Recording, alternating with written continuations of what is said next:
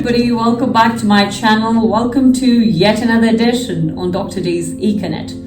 Well, today is subscribers Q&A session that I'm going to be tackling in my video. I had received a host of questions. Of course, I cannot be taking every single question sent in by you guys, but what I've done, as usual, is I've taken the most frequently asked questions and I've categorized them into the most popular questions, and I have taken those up and I want to answer those questions right here, right now on Dr. D's ddeconett. So let's be all set and let's just take up the questions that have been sent from my subscribers. Now, first, before I take up the questions, a big thank you to all my lovely subscribers for having taken time out and sending me these wonderful questions. Now, the best part about these questions were the moment I read those questions, these selective questions, the eclectic questions.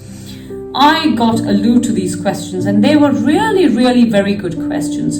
And I would love to take up these with all of my audiences, and all those who are new to my channel, do subscribe my channel and hit that like button, and also share my videos if you like them with all your friends, cohorts and family members across WhatsApp and Facebook. Alright, so let's get started with the session. The first question, the very first question was, what inclined you towards YouTubing? Was it because it was getting in trend, or was it something else? Well, YouTubing was never in my mind earlier because I was very much academically inclined, and of course my YouTubing also has, some shades of that. I was always a very studious individual, and academia has always been in my mind. And YouTubing was kind of far away, because it is only now that YouTubing has caught up immensely and it is in vogue. Earlier, nobody kind of heard that much about YouTubing. It was only about Google. So I think social media platforms have now kind of gained immense popularity, specifically after Orkut, Facebook and Instagram. So these are some of the solid social media platforms earlier, but now YouTubing is the in thing. So I always wanted to do something in the creative line because I'm a very creative individual, and but I had always this murky scenario within me. What should I do, or what am I great at? Because I'm good with painting, I'm good with sculpting, I'm good with music, I'm good with academia, I'm good with teaching, research, writing, and even speaking, or even giving my voice as voiceover artist. So what should I do? Because there's so many things I wanted to do, but I was not too sure which line I should start with and what line is meant for me. It was a very murky situation for a very long time. So I did not know, and I then finally thought, all right, then let me do something on my own, because then my even thought drifted towards newscasting. But at that time I was doing my PhD, so I just felt that this is not the right time for getting into newscasting, because right now academia is the focus and I need to complete it without any distractions, and once this is done I can always get into newscasting. So once that was done and I was through with that, I thought, all right, now I can get into newscasting. But then I spoke to a lot of people about it, and some of them were for it, while some of them were not for it. So again, I was placed in a very murky situation. I didn't know what to do. So then there came a situation when I was placed in a circumstance wherein I had to do something. So then I decided, all right, let me start something on my own. And there was this popular YouTubers, whom I was following. Especially I caught up with YouTubing because I used to watch a lot of mukbang videos, because it was not with the lust for food, but it was more because I enjoy the way the videos were made. It could be disgusting for many, gorging so much of food, but the very idea makes it very exciting that, somebody who is lean, or somebody who has that kind of a fetish for food, that kind of a liking for food, can really gorge that amount of food. I started watching mukbang videos, and that slowly and gradually took me to why not I start my own YouTube channel. Then I got into researching about YouTubing, how the videos are supposed to be made and how can they be uploaded, how the editing takes place, how the scripts can be written, whether I need somebody for help or I can do everything on my own. So there was a detailed discussion with people who had already been doing YouTubing, some of my friends, and they threw light or splattered light on these very facets, and then I ended up starting YouTubing because at that point I felt that yes, these were some of the things that I could handle. I learned everything on my own. I was just briefed about certain things. The entire reading, the research, how I wanted to do it, how my scripts would be, everything from A to Z whenever I release a video or the content that you see in my videos is totally my work because my mind goes into what I want to produce, what I want to develop, what I want to give to the audiences. And of course, I have my family who is my wonderful team. And I'm very grateful for their support, for their unconditional support, for their love and for the motivation. In fact, I must say constant encouragement and support from their end. It is very difficult to manage work, your married life, and also your family commitments. It is very difficult. But I kind of managed it because I was initially getting used to this entire YouTubing system. And I was gradually settling in, and then I figured out how to balance out my other commitments with this very work commitment. So it took quite a while. I wouldn't say it happened like within a month or so. No, it happened within a span of say about 6 months. And I completely got settled by a year, and I was very comfortable with my work and how I wanted to propel further. And that's about it. That's how was my story of how and what made me bevel towards taking up YouTubing. So that's how I became a YouTuber, and at the same time I wanted to not leave my side of academia. I wanted to amalgamate academia with my creative side. So that's how you get content on my channel, be it cooking, be it sculpting, be it interviewing, so on and so forth. So there are many more things that I am planning, and it is in the pipeline and things are underway. Let's see how they shape up with time. So that's about it for the first question. I hope I've not kind of prolonged it too much. I'm really sorry if I have. I couldn't cut it short because I really went with the flow. Right, let's get on with the second question. The second question goes this way. We all know the kind of impact the pandemic placed on us all. We are all coping in some way or the other. What did you do specifically to cope with this kind of a situation? Well, it is very true and very correct that the pandemic has really, kind of created an adverse impact in all our lives. And it is hard. It is a tough situation that we encountered and we faced. But definitely I just take and feel that we need to take an opportunity from every situation rather than castigating a particular situation and saying that, this is not correct or that is not correct, or this shouldn't have happened or that shouldn't have transpired. I just feel that whatever be the situation we are faced with, it is very important for us to keep our mental stability by staying positive towards any situation, and I mean any situation. There are people who have encountered the biggest of the biggest problems in their lives and who still maintain that positive outlook towards life. Well, with the inception of the pandemic, many of us, in fact, all of us kind of got so scared and we didn't know what to do. We didn't know where this was going and how long this was going to stay. So it is inevitable that we all kind of turned a bit negative, and of course the degree varied, because we did not know how to react to something that we were placed before unexpectedly. Like if you encounter a situation which you haven't expected or anticipated, of course there's going to be some degree of fear or worry within you, isn't it? That's very normal. So that is what happened with us. And but many of us, the problem was that we could not handle it well, or we just were very quick in making a decision or taking a call. So that was where we kind of faltered, I believe. We need to wait for the right time. We need to wait to analyze any kind of a situation whether it is going to be good, bad, how long that is going to stay. These are some of the very, very important things that we need to understand in life.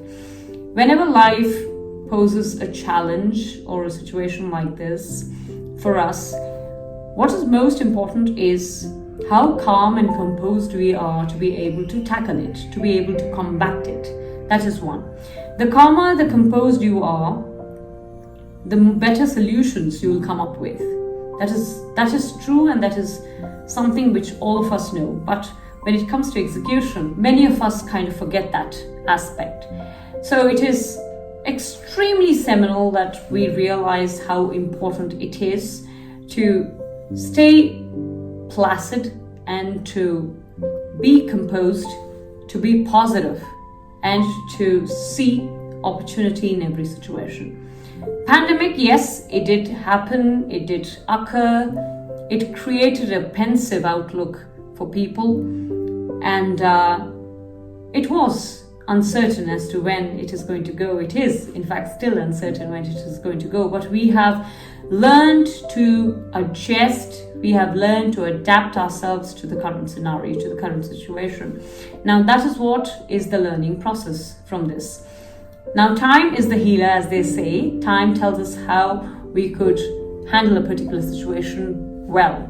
So you need that time. You need to first analyze yourself, calm yourself down to be able to think of a solution, to be able to encounter this kind of a situation. So this is very important. So what I did was, of course, I always do, not just because it was a pandemic situation, but it is very important to keep a balance in your life. And that balance comes by keeping yourself composed, by keeping your thoughts right, by keeping negativity at bay. You could just throw negativity out of the window, I may say, if I may say, and talk to people who are encouraging, motivating, and who are positive, rather than polluting your mind with people who are, as it is, good with censuring or criticizing a particular situation.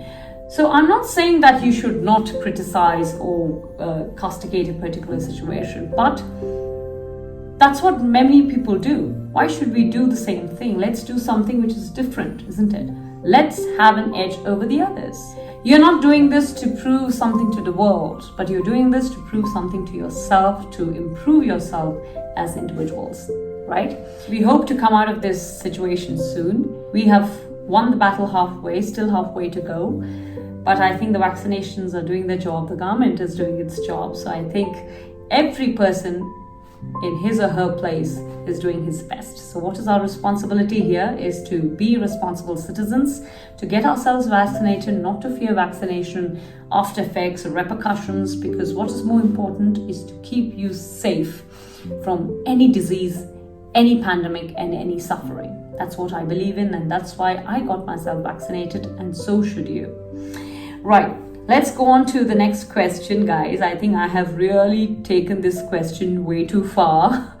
Now, the next question that comes is, I have observed you are very composed and calm as an interviewer, as you listen to experts, what they have to say, by not interrupting them while they speak. Is it something that you developed over time, or does this come naturally to you? I would say, to be very honest, I've always been all ears for people who have to talk, because when I talk and people are all ears, I have to give them back the same thing. Of course, you come across people who are not all ears, but then that's perfectly fine, because people are different and you cannot expect every single individual to be just like you.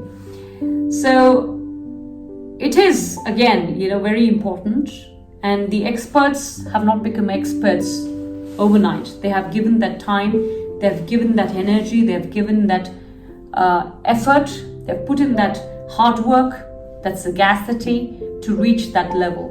It's taken them years to build that name for themselves.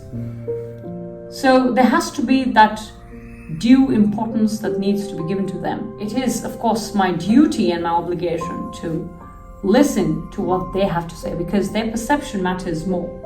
Because whenever you discuss any topic, wherein the experts come in picture, it is preeminent that you give that leeway for the experts to speak what they have to, because they are, after all, the masters in that field and they know what they are saying. If you keep interrupting the expert time and again, one, it's going to lead to a lot of confusion, commotion, and things are going to get muddled. The audiences are not going to understand things with clarity. There's going to be a lot of ambiguity involved. We don't want all of that. We want the thoughts to be placed on the platform with clarity, with immense amount of eloquence. That is how you conduct the sessions and help reach the content to you all. So it is not something which was very difficult, but yes, you improve yourself over a period of time by correcting those nitty-gritties and by correcting those nuances. You give more importance to the precisions, the detailings, the briefs, become an improved presenter over a period of time. It is very important. So that is what I did. I think I learned in the process, and there's a lot of learning more left, and it's a long way to go. And I've just completed a few steps. There are many more steps to be taken, right? The next question, have you ever tried being a newscaster? I feel you could make a mark in the field of journalism. Your thoughts on this, ma'am? First and foremost, yes, that thought of becoming a newscaster or trying my hand at newscasting did run through my mind. Definitely, I would not say no. But I don't have a degree in journalism or mass comm. But yes, I do have the passion for newscasting and for speaking, for interviewing, for rendering my voice for voiceovers, for documentaries. But more than anything else, I wanted to do right away something that I could do on my own, to create my own content, to be able to edit and deliver the matter to you. So I think I would definitely take up newscasting in the near future, maybe, because I would have had relevant amount of experience with YouTubing. So the very transition from YouTubing to newscasting shouldn't be that kind of a problem. So I think definitely I would consider in the near future, but as of now, no, I'm not considering it. But yes, it is one of those lines that interests me a lot, yes. Okay. The last question that I have here. I love watching your videos as your channel carries diverse content. Thank you so much for mentioning this. I wanted to request, if possible, a video on homeopathic medicines considering different aspects associated with it by an expert. Could you do a talk show with them? Well, it is a wonderful topic, and it is an area that most of us are interested in, considering the health facet in this very time and space. So definitely I would like to get in touch with homeopathic experts who has been in the field for a very long time, who could splatter light on the same, on different aspects, but definitely it's broad aspects, so we cannot cover it, say, in one session, or maybe in one of the videos. We may have to divide it into several videos and bring out in the form of series or something like that. So we'll plan out on that, and thank you for your wonderful suggestion and recommendation. This is really, really useful. And if you guys have many more such suggestions, please feel free to write it to me in the comment section below of the videos. Any of the videos you can actually comment, not a problem at all. And because I get a notification, I will read through your comments and take up all those lovely suggestions, recommendations which you come forth with. And I feel that my channel would really prove a benediction towards covering such topics, not just for the audiences, but also for the experts themselves, and also for people like me. Thank you so very much for joining in. This was the session that I wanted to share with you, these experiences of mine that I want to share with you. And thank you for sending in these lovely questions. I really thank you from the bottom of my heart, because you guys, despite your busy schedule, you have taken time out and sent me these lovely questions. I couldn't have asked for more. Thank you so much, and keep sending in more such questions, and I'll take up in the subscriber Q&A session in my subsequent videos. Thank you so much. Do take care of yourselves. Stay positive, stay boisterous, stay energetic, and always be cheerful. I love you all. This is Dr. D signing off.